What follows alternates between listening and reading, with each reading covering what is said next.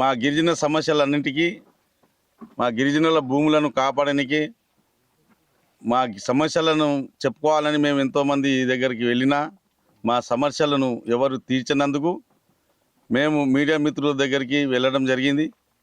Media వాళ్ళు మాపై మా సమస్యలను దృష్టిలో ఉంచుకొని మాకున్న ఇక్కడ లోకల్ ఫార్మాసిటీ ఎప్పుడైతే స్టార్ట్ అయిందో అప్పటి నుంచి మేము ఇప్పుడు 7 సంవత్సరాల నుంచి పోరాడుతూనే ఉన్నాం. ఆ రోజు నుంచి ఈ రోజు వరకు మేము పోరాటం ఆపనే లేదు. మా సమస్యలన్నీ తీరనే లేదు. ఎందువలనో దేనివల్లనో మాకు అర్థం అవడం లేదు. కానీ ముఖ్యంగా ఈ సమస్యను ఈ మీడియా వల్ల ఈ తొలి వెలుగు మరియు తెలంగాణ మరి G8 ఈ అంతా మీడియా మిత్రులకు మన పృథ్వీ అన్న దృష్టికి తీసుకెళ్తే అందరూ మా సమస్యలను దగ్గరుండి చూసి ఏ విధంగా జటిలంగా ఉన్నాయో ఆ సమస్యలను తెలుసుకుందామని మా ప్రాంతానికి ఈరోజు వచ్చినందుకు ముందుగా వాళ్ళందరికీ ధన్యవాదాలు. అన్న, మేము ఎక్కడున్న మారుమూల ప్రాంతంలో లేము. గిరిజనులం అంటే మాకు మెయిన్ వృత్తి వ్యవసాయము. మాకు ఇతర వేరే ఆధారాలు ఏమి ఉండవు.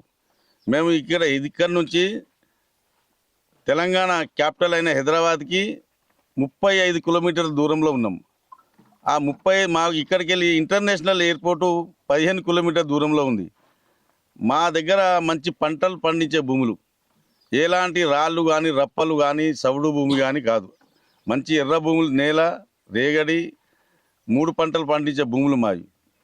మా దాంట్లో ఎంతో మాకు వేరే ఆధారాలు లేక మేము వ్యవసాయం మీదనే బతికేటోళ్ళం. మేము కూరగాయలు కానీ ఇతర పంటలు కానీ వాణిజ్య పంటలు కానీ ఆకుకూరలు కానీ ఇక్కడ పండించే సిటీకి దగ్గరలో ఉన్న మార్కెట్లకు వెళ్ళి జీవనోపాధి చేసుకుంటూ మా పిల్లలను చదివించుకుంటూ మేము అన్యోన్యంగా మంచిగా సంతోషంగా ఉండే తండాలలో మాకు ఫస్టే గత గవర్నమెంట్లో ఫార్మా అని ఒక పెద్ద కంపతోని మా జీవితంలో అంతా విచ్చలవిడిగా చేసినారు. మేము 1968లో అప్పుడు కాంగ్రెస్ గవర్నమెంట్లో ఉన్న ఇందిరాగాంధీ గారు మాకు పట్టాలు ఇచ్చి భూములు లేకుంటే భూములు ఇచ్చి ఆ రాళ్ళు రప్పలు ఉన్న భూములను మేము సాగు చేసుకొని తర్వాత మేము ఆ భూముల మీద పంట పండించి తర్వాత కాలం గడిచిన తర్వాత కొన్ని రోజుల తర్వాత అప్పుడున్న పోలీస్ పట్వారీ వ్యవస్థ ఎన్టీ రామారావు గవర్నమెంట్ వచ్చిన తర్వాత ఈ పోలీస్ పట్వారీ వ్యవస్థ రద్దయిన తర్వాత వాళ్ళు ఏదైతే పట్వారీ వాళ్ళు పోలీసు వాళ్ళు మాలిష్ పటేల్ అనే పేర్లతోని చలామణి అయిన వాళ్ళు ఎన్నో వందల ఎకరాలు ఆక్రమంగా వాళ్ళు చేస్తుంటే వాళ్ళ భూములు ఎవరు సాగు చేయని పరిస్థితిలో మాకు దగ్గరలో ఉన్న గిరిజనులకు ఆ భూములు అమ్మేయడం జరిగింది. ఆ అమ్మిన భూమిని కూడా మేము ఎంతో మంచిగా సాగు చేసుకొని 3 పంటలు పండించుకొని మేము ఇక్కడ నివసిస్తున్నాము. దాని తర్వాత రాను కాలంలో ఇప్పుడు తెలంగాణ ఏర్పడ్డ తర్వాత తెలంగాణ డెవలప్మెంట్ కావాలని మా దగ్గర హైదరాబాద్కు దగ్గర ఉన్న మా తండాకు 35 కిలోమీటర్లు ఉన్న మా మంగళగడ్డ, మన కుర్మిద తండ, పోచమ్మగడ్డ, మర్లకుంట, మళ్ళా ఇంకో 3 మండలాలు గ్రామాలు ఉన్నాయి. ఆ అన్ని గ్రామాలకు మేము ఏదో ఫార్మాసిటీ అని అంటే మేము అప్పుడు 7 సంవత్సరాల నుంచి పోరాడుతున్నాం. దాని తర్వాత కాంగ్రెస్ గవర్నమెంట్ వాళ్ళు కాంగ్రెస్ లీడర్లు గవర్నమెంట్ అంటే ఇప్పుడున్న గవర్నమెంట్లో ఉన్న లీడర్లు మా సమస్యను వాళ్ళు దృష్టిలో ఉంచుకొని మా పార్టీ అధ్యక్షురాలు మా పార్టీ ఆదినాయకురాలు ఇందిరాగాంధీ మీకు ల్యాండ్ ఇచ్చింది కాబట్టి మీ ల్యాండ్ను మేము ఎట్టి పరిస్థితుల్లో కాపాడతాము, మీ ల్యాండ్లను ఏ గవర్నమెంట్ గుంజుకోకుండా ఎవరు మీ మీద దౌర్జన్యం చేయకుండా మీకు అండదండగా ఉంటామని మా దగ్గర ఇప్పుడు ఉన్న నాయకులు అంటే మినిస్టర్లు కానీ ఇతర ఎమ్మెల్యే కానీ మినిస్టర్లు కానీ అందరూ మా భూమి మీదకి పొజిషన్ మీదకి వచ్చి మా పంట పొలాలను చూసి మా భూమిని చుట్టూ తిరిగి ఇంత మంచి బంగారం లాంటి ఉన్న భూమిని ఈ టీఆర్ఎస్ గవర్నమెంట్ ఎందుకు ఇట్లా సతాయిస్తుంది, మీకు ఎందుకు గుంజుకుంటున్నారు, ఈ భూమి మా ప్రభుత్వం వస్తే ఈ 6 నెలల తర్వాత ఈ సంవత్సరం తర్వాత మా ప్రభుత్వం వస్తే మేము మీకు మేము తీసుకున్న భూమిని కూడా వాపసిస్తాము, ఈ పట్టా భూమి కూడా మేము మీ దగ్గరికి రాము, ఈ పట్టా భూములను కూడా మీకే ఇచ్చేస్తామని ఇప్పుడు సీఎం గారు ఇప్పుడే ఇక్కడ మా కొడుకు శ్రీకాంత్, మా కాక, మా వీళ్ళందరూ వాళ్ళ ఫోటోలు, వాళ్ళు వచ్చిన అప్పటి నాయకులు వాళ్ళ ఫోటోలు ఇక్కడ ఇట్లా పెట్టండి. అప్పుడు ఫస్ట్ లా మేము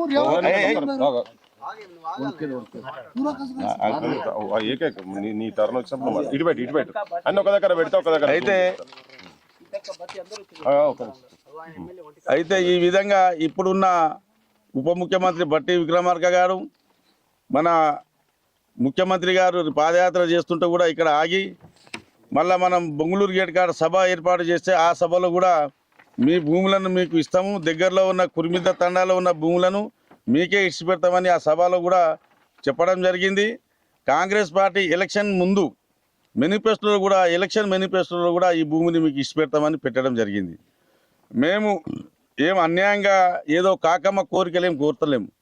మేము ముత్తాతల తరం 3 తరాల కాడికెళ్ళి ఉన్న భూములను, మా భూములను మాకు ఇచ్చిపెట్టు, మేము దున్ననీకే, మాకు వేరే ఆదాయం లేదు, వేరే జీవనోపాధి లేదు మాకు, కాబట్టి మా భూములను ఇచ్చిపెట్టు అని మేము కోరుకోవడం జరిగింది. ప్రభుత్వం ఇచ్చిన భూమికైతే భూమిని ప్రభుత్వం భూమి అని భయపెట్టించారు, ప్రభుత్వం తీసుకుంది. కానీ మేము కొన్న పట్టా భూములు రికార్డులో మేము ఇంతకుముందే మనం పక్క రాష్ట్రంలో, ఆంధ్రప్రదేశ్ రాష్ట్రంలో గత ఎలక్షన్ కంటే ముందు విన్నాం. ఏంటంటే పట్టకాలంలో కూడా అక్కడ ముఖ్యమంత్రి జగన్మోహన్ రెడ్డి వాళ్ళ పట్టకాలంలో తీసి వాళ్ళ పేరు నమోదు చేసుకున్నట్టుగా ఇక్కడ మా పట్టకాలంలో మా పేర్లు లేకుండా టీఐసిసి వాళ్ళ పేర్లు నమోదు చేసుకున్నారు. ఇది ఎక్కడి దౌర్జన్యం? ఇంత దౌర్జన్యం ఈ బ్రిటిష్ కాలంలో కూడా లేదు. ఎందుకంటే బ్రిటిష్ కాలంలో కూడా మనం పన్ను కడితే స్వేచ్ఛగా భూముల్ని దున్నేనిచ్చే వాళ్ళు, పంట వండించుకొని అమ్ముకునే వాళ్ళం. కానీ ఈడ పంట వేయాలంటే పోలీసు వాళ్ళు వస్తారు, భూమి దున్నాలంటే పోలీసు వాళ్ళు వస్తారు. నా రాత్రి పట్టుకుంటే డ్రోన్లు తిరుగుతాయి మా నెత్తి మీదకి వెళ్ళి. మేము ఎవరికి చెప్పుకోవాలి? డ్రోన్ల మీదకి వెళ్ళి బాంబులు వేస్తురా, లేకుంటే డ్రోన్లకి వెళ్ళి మా భూముల మీద విషం కలిపి మా పొలాలు పండకుండా విషం చల్లుతురా అనేది మాకు ఏం అర్థం అవ్వడం లేదు. మార్నింగ్ ఆగానే మనం ఉంటామా పోతామా? మా విధంగా జీవనోపాధి లేకుండా అతి కష్టాలు పాలు చేస్తున్నారు. కాబట్టి ఇప్పుడున్న ప్రభుత్వం పెద్దలందరూ రావడం జరిగింది. ఆ రోజుల్లో మా కష్టాలన్నీ అందరికీ తెలుసు. మేము కూడా ప్రతిరోజు మినిస్టర్ శ్రీధర్ బాబు దగ్గరికి పోయినాం, బట్టి విక్రమార్క దగ్గర పోయినాం, కోమటిరెడ్డి వెంకట దగ్గర పోయినాం, ఎమ్మెల్యేలతో పోయినాం, అందరి దగ్గర తిరుగుతూనే ఉన్నాం. కానీ మాకు ఎవరు న్యాయం చేస్తలేరు. కాబట్టి మేము మీడియాను ఆశ్రయించడం జరిగింది. ఈ అన్న పురిదివన్నను కూడా చెప్పడం జరిగింది. అందరి దృష్టిలో మీరన్నా మా ప్రభుత్వం దృష్టికి తీసుకుపోయి మాకు న్యాయం చేస్తారని.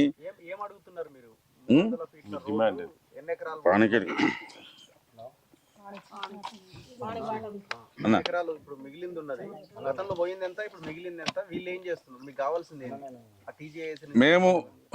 మేము గతంలో ఫార్మాసిటీ అన్నప్పుడు మేము 1960 ఎకర్స్ ఇచ్చేసినామండి.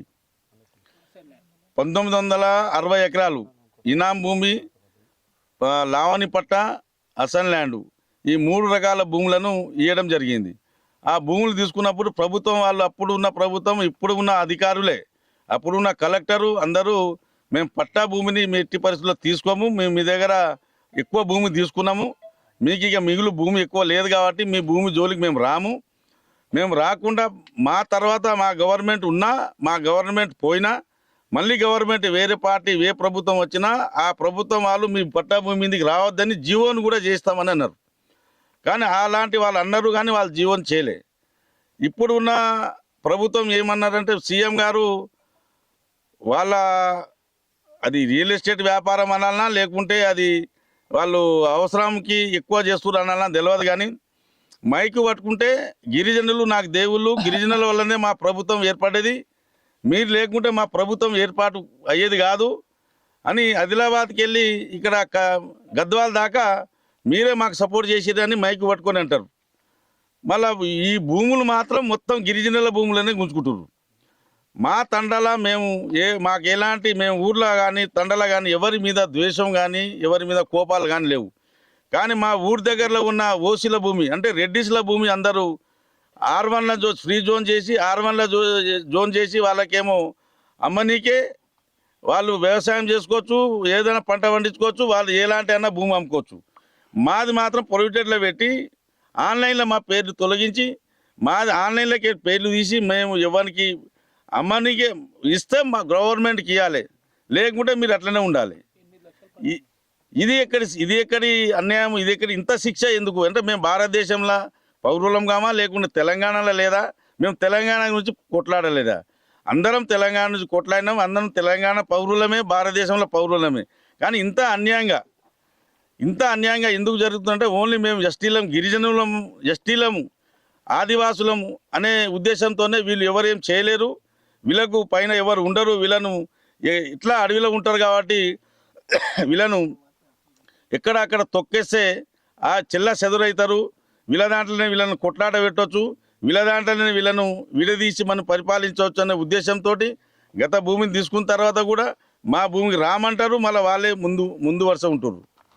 మేము పచ్చగా పండే పొలం మాకు ఉన్నది ఇదే అండి, ఇక వేరే పొలం లేదు. మా మధ్య పొలంలోనే మరి ఈ గ్రీన్ ఫీల్డ్ రోడ్డు ఏ నేషనల్ హైవేనో మాకు తెలియదు. ఇప్పుడు మేము కూడా ఆ రేవంత్ రెడ్డి గారు జడ్పీటీసీ ఉన్నప్పుడు నేను కూడా 2006 ఆయన వెంబడే సహచరుని రాజకీయాన్ని, నేను రాజకీయ నాయకుడిని. నేను కూడా ఆయన ఏబీపీ ఉన్నప్పుడు నేను ఆయన ఏబీపీలోనే ఉన్నా. నేను ఉస్మానియా యూనివర్సిటీ స్టూడెంట్ని. కానీ ఎవరిని గుర్తుపట్టనట్టుగా ఆయన వ్యవహరిస్తాడు. మరి ఏమన్నా కానీ సరే ఏదైనా ఉండొచ్చు, కానీ మా భూముల మీద రావద్దని, మా భూములకు ఆన్లైన్ చేయాలని మేము అతి బాధతో మిమ్మల్ని వేడుకోవడం జరుగుతుంది.